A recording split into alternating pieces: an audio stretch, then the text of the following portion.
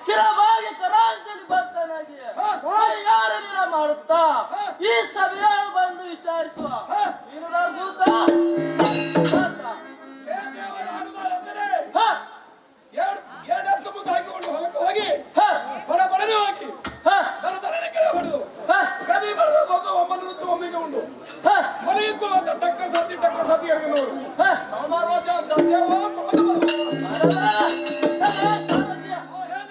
ಯಾವುದಾರೆಂದರೆ ಈ ಕೊಂಬಿನ ಸಂಭ್ರಮೂರ್ತಿಯ ಸಂಭ್ರಮಗಳು ಆಜ್ಞೆ ಪ್ರಕಾರ 84 ಲಕ್ಷ ಜೀವ ಜಂತುಗಳನ್ನು ಹುಟ್ಟಿಸಿ ಈ ಸೃಷ್ಟಿಯ ಶ್ರೇಷ್ಠತನ ಪಡೆದ ಚತುರ್ಮುಖದ ಬ್ರಹ್ಮನ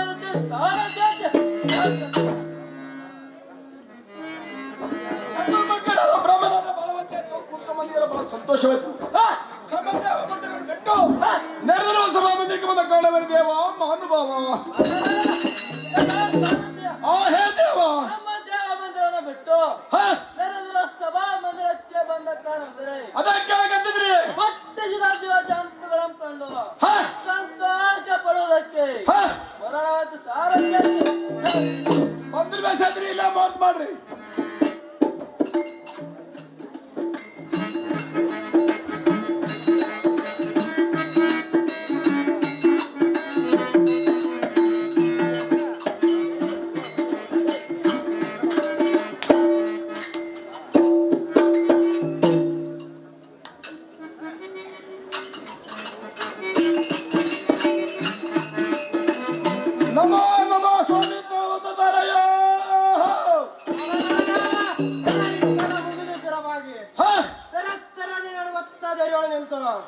ಪರಮ ಪುರುಷರು ದಾರೆಂದು ಉಚ್ಚರಿಸುವ ನೀನು ದಾರಿ ಸೇವಕ. ಹೇ ದೇವ, ನಾನು ದಾರೆಂದರೆ ಹಳ್ಳದ ಹೊಲವನ್ನು ಮಾಡಿ ಅದನ್ನು ತುಂಬಾ ಬೀಜವನ್ನು ಬಿತ್ತಿದನು. ಆ ಒಳ್ಳೆಯ ತೆರಿಗೆ ಎತ್ತಿದ್ರು. ಆ ಒಳ್ಳೆಯ ತೆರಿ ಮೇಲೆ ಕುಂಟಕ್ಕಾಗಿಯನ್ನು ಬಂದು ಕುಂತಿತ್ತು. ಕುಂಟಕ್ಕಾಗಿಯನ್ನು ಸೊಂಟ ಮುರಿ ಬಂದಂತ ಮಂಕಸಾರಥಿ ಅನ್ನೋರು ತಾವುದಾರ ದೇವ ಮೌನಭಾವ.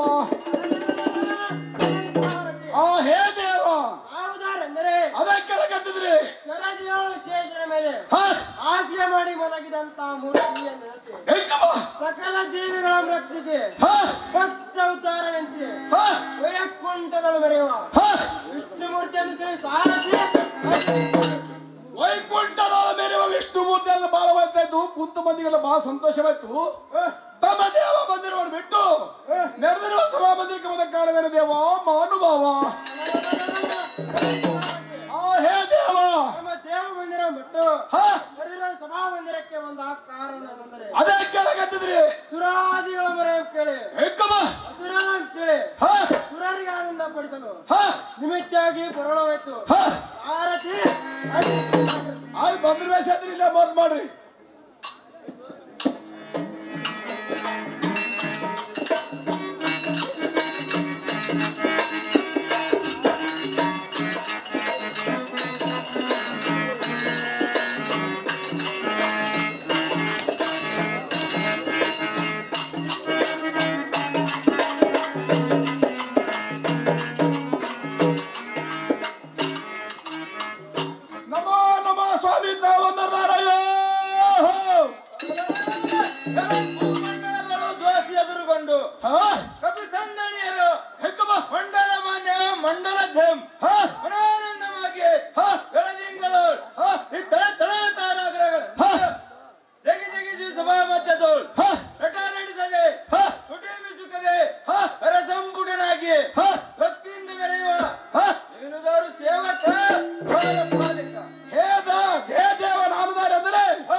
ನೀನೇ ನೀಟಾಗಿ ಬಜಾರ್ ಹೊಂಟಿದ್ದನು. ನಮ್ಮ ಮನೆಗೆ ಬಾ ಎಂದು ಕರೆದರು. ಏ ದಡ್ಡಿ ನಾನು ಅಲ್ಲ ಆತ್ ಕರೆದೆ. ಆಗ ಇಬ್ಬರು ಕರೆದು ಆ ಇಬ್ಬರಿಗೆ ಜಗಳ ನಿಂತು.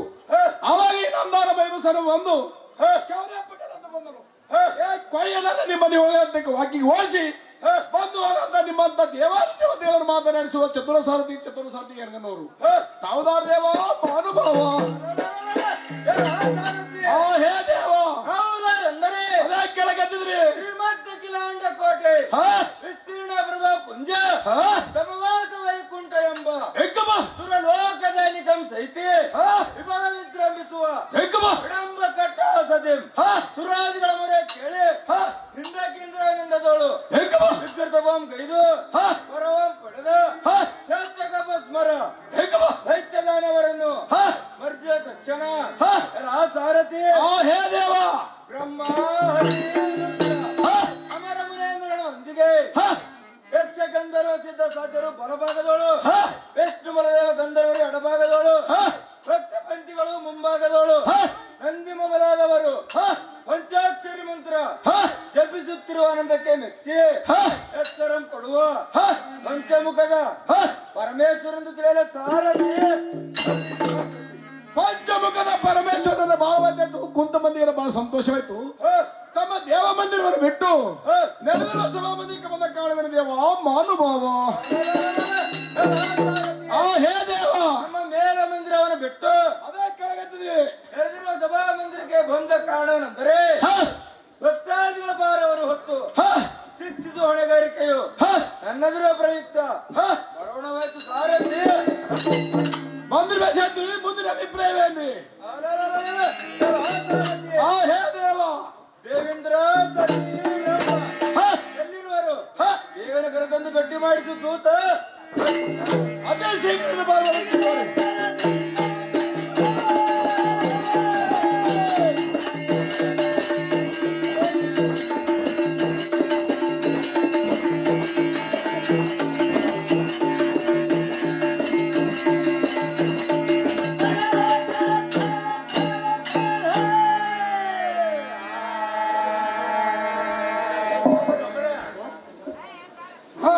ಸೃಷ್ಟಿಕರ್ತನಾದ ಬ್ರಹ್ಮದೇವನೇ, ನೀನು ಹುಟ್ಟಿಸಿದ ದುಷ್ಟ ರಕ್ಕಸರಿಗೆ ಬೇಡಿದ ವರವನ್ನು ಕೊಟ್ಟು ನಮ್ಮನ್ನು ನಷ್ಟಗೈದ ರಕ್ಕಸರ ಮುಂದೆ ಸುಮ್ಮನಿರುವುದು ನ್ಯಾಯವೇ ದೇವ? ಇಕೋ ಈ ಸೆರೆಮಿಡಿಯನ್ನು ಬಿಚ್ಚಲು ನಮಗೆ ಅಸಾಧ್ಯವಿರುವುದು. ಈ ಪಾಶದ ಕಟ್ಟನ್ನು ಬಿಚ್ಚು ಬ್ರಹ್ಮದೇವ. ಈ ದುಷ್ಟ ರಕ್ಕಸರಿಗೆ ಬೇಡದವರನ್ನು ಕೊಟ್ಟು ನಿಮ್ಮ ಪಟ್ಟಣ ಮಾಡು ಮಾಡಿ ಸಂಪತ್ತನ್ನೆಲ್ಲ ಕದ್ದೊಯ್ದರು. ಸುಖ ಪಡೆಯಲಿಲ್ಲವರಿಗೆ ಅವರ ಪ್ರದಾನ ಮಾಡಲಿಲ್ಲ. ನಿನ್ನನ್ನು ನಾನೇನು ಮಾಡಲಿ? ಇವರ ಕಷ್ಟ ನೋಡಿದರೆ ನನಗೆ ಕೋಪವು ಮೃತ್ಯವಾಗಿ ತಲೆದೋರು. ಹೇ ಸೋಮಾದರ, ಆ ರಕ್ಕಸರ ಸದೆ ಬೆಳೆಯುವ ಉಪಾಯವೇನು ಕೇಳುತ್ತಿಲ್ಲ?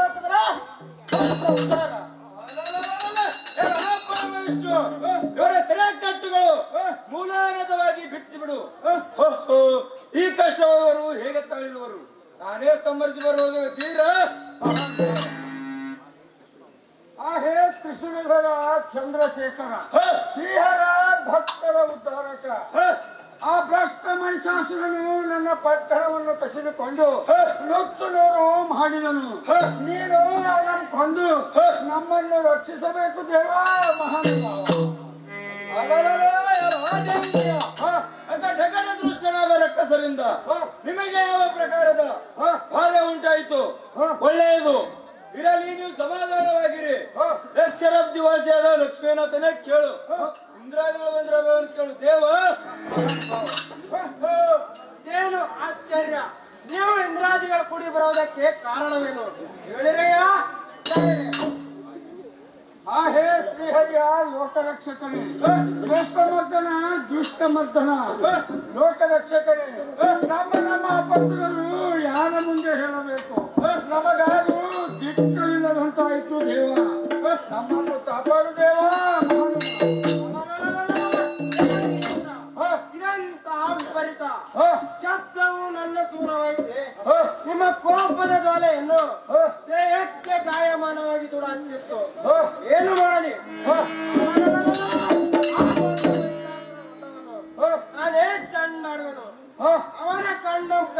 ಉಂಟು ಮಾಡಲಿ ಹೇಗೆ ಅವನು ನಿಮಗೆ ಇಂಥ ಮೋಸವನ್ನು ತಂದು ಹೊಟ್ಟಿದ್ದಾನೆ.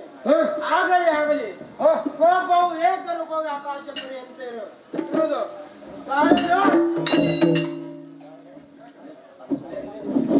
ಹೇ ಮಾತ್ಮರೆ, ನಿಮ್ಮ ಕಷ್ಟವನ್ನು ನಷ್ಟವಾಗಬೇಕಾದ್ರೆ ನೀವೆಲ್ಲರೂ ಏಕಚಿತ್ತದಿಂದ ಆದಿಶಕ್ತಿಯನ್ನು ಧ್ಯಾನಿಸಿದರೆ ನಿಮ್ಮ ಭಕ್ತಿಗೆ ಮೆಚ್ಚಿ ಬಂದು ಆ ರಕ್ಕಸರನ್ನು ಸಂಹರಿಸುವಳು. ನೀವು ತಕ್ಷಣ ಚಿಂತಿಸದೆ ಧ್ಯಾನ ಮಾಡಿರಿ.